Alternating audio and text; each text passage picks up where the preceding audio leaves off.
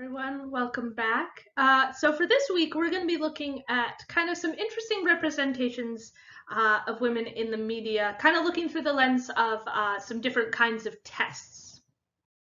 So for those of you who don't know, there's some kind of sort of interesting tests that have been kind of created usually by women, kind of looking at, okay, so when we see women in the media, we obviously saw last week misrepresentation.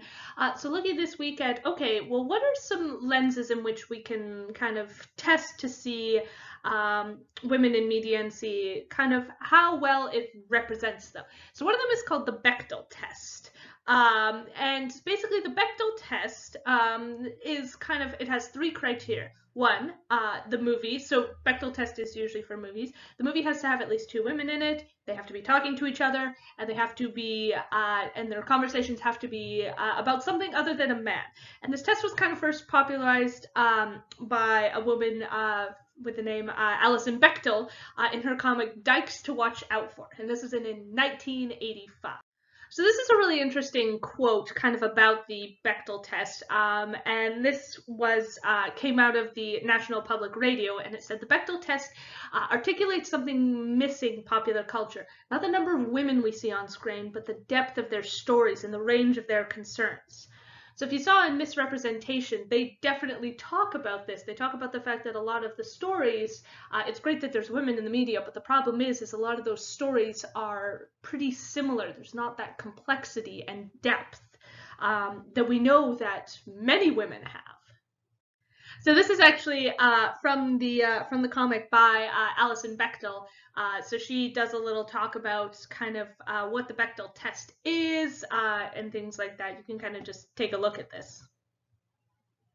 So I thought I'd give a couple examples, which it's kind of funny because when you, well, you'll see in a moment. So with It Chapter 2, it apparently passes the Bechdel test. I haven't seen it because I don't like scary movies, but it has two female characters and they have a conversation, and the conversation isn't about men.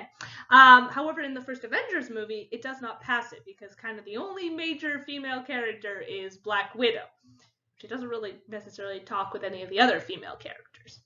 Guardians of the Galaxy does pass the test, but The Lion King doesn't. Again, because we have most of the female characters in The Lion King, they're not really talking to each other, and the main protagonist is a male.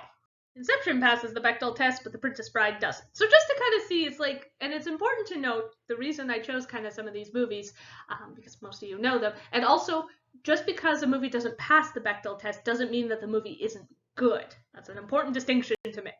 So there are obviously, like with any test, there are issues to the Bechdel test. The first one being that some movies may have strong representation of women, but there's just few characters in the movie. Maybe there's only two characters that exist in the movie. One of them's female and one of them's male, so obviously it wouldn't pass the test. Or the fact that the female characters could be talking about dishes or laundry or stereotypical feminine things about staying in the house. Also, the whole concept of like a conversation is vague. How long is a conversation? How many lines should it be? And the problem is it covers up the biggest issue of like there's just not enough female writers, directors, producers in media, and the movies keep making money and there's no motivation to change. So as much as we think, hey, there's not enough representation of women in these movies with complex backgrounds and things like that, movies still make money regardless of tests like this. There's also the whole concept with, okay, well, what about TV shows or things on Netflix? So this tends to more be graded on a spectrum rather than a pass-fail. So maybe every episode fails the test or every episode passes the test and things like that. There's also kind of the concepts of new Bechdel tests. So the Mako-Mori test, where it's at least one female character, and she gets her own narrative arc.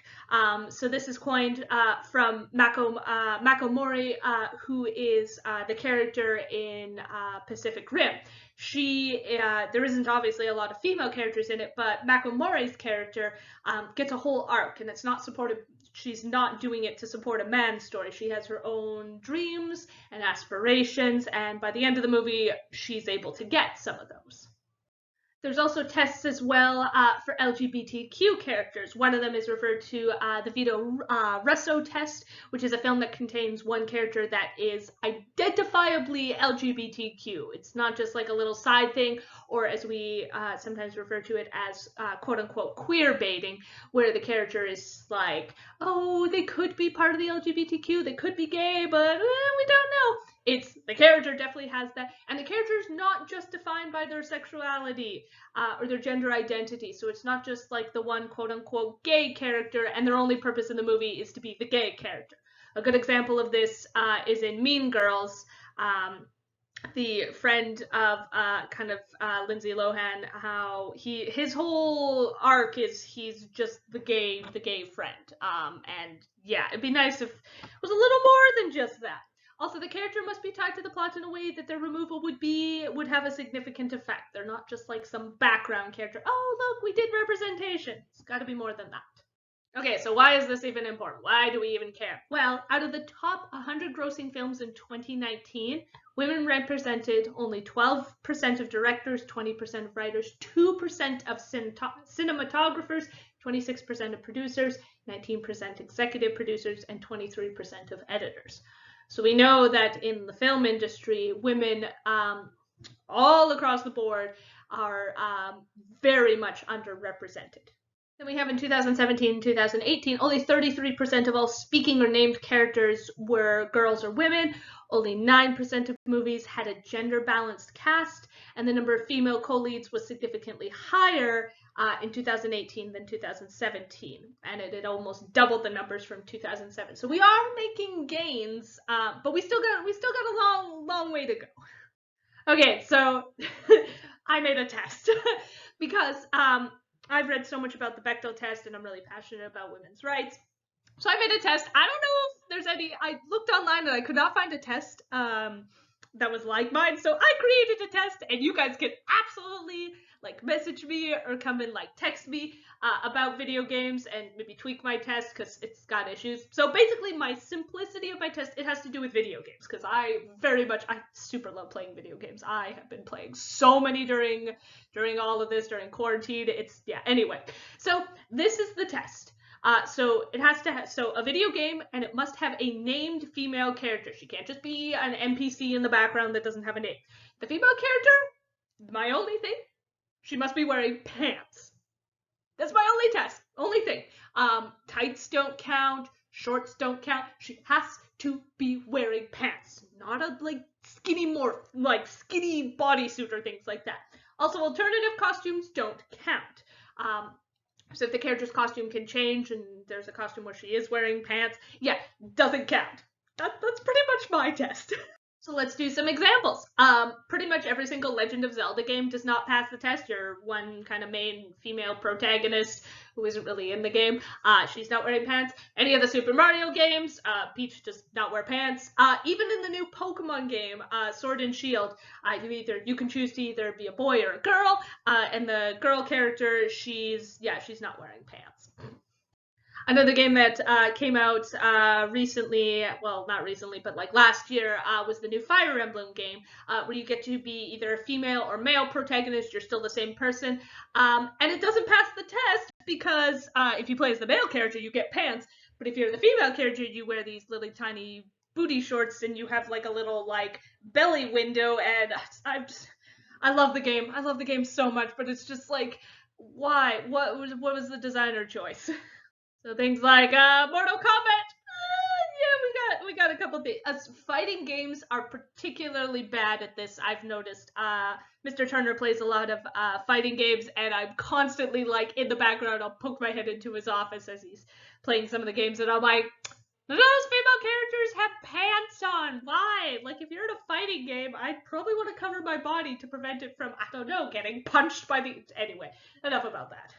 So what are some ones that do pass the Dweck test? Overwatch passes the Dweck test. Resident Evil 2 passes it. Metroid Samus, if she is in her full armor suit, passes it. Also, interesting story about Metroid. When the first Metroid game came out, it wasn't clear that Samus was a girl. So at one point, she like takes her helmet off and she's got this long flowing hair, and a bunch of people were like, "Oh my gosh, it's a girl!" yeah, it was great. Borderlands 3 is another one. So just kind of to show that, yeah, it's just like a fun little test. It's more just to just be aware. Again, these don't make the games good or bad. It's just, again, if you have characters that are only represented as the damsels in distress and they wear these cute princess outfits, it sends a message kind of that apparently those are the only sort of characters that exist in games. We're definitely getting better, but it's just kind of interesting. Okay, so why does this matter? Why do any of these tests matter? Why should we even care?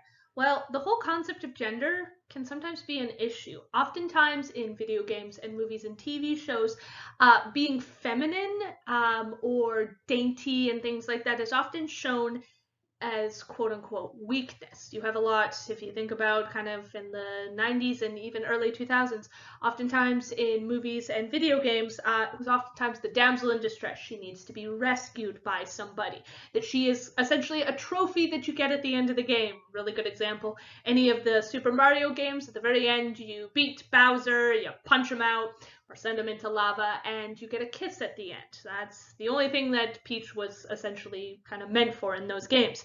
And the fact that oftentimes those characters, those female characters, don't have any story-driven plot. Their only purpose in the game is to allow the male hero to progress through the game. And it's also important to note that if a character who is supposed to represent you is only one stereotype, so say, for instance, a female character or a character of the LGBTQ only is one sort of little box of your complex personality, what message does that send to society, to other people, or maybe to you? Just kind of a food for thought sort of thing. It's, yeah, some fun discussions that I'm actually hoping to have this week if you guys are able to come into the school. All right, take care.